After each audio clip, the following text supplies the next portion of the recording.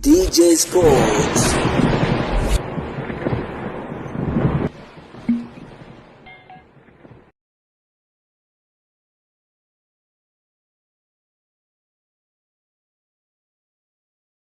Soka ya Simba imeweza kumtambulisha mchezaji mwingine kunako kikosi cha wekundu wa Msimbazi Simba katika majira haya ya kiangazi, ambapo ni moja kati ya nyota ambaye alishawahi kufanya vyema na klabu ya soka ya Mashujaa Football Club, lakini pia alishawahi kufanya vyema kunako klabu ya soka ya KMC, moja kati ya klabu pia inafanya vyema hapa Tanzania, lakini pia bila kusahau klabu ya Singida Black Star, moja kati ya nyota ambaye so far ametambulishwa kunako klabu ya wekundu wa Msimbazi Simba. Bila shaka huyu ni beki wakati, moja kati ya beki hatari kweli kweli.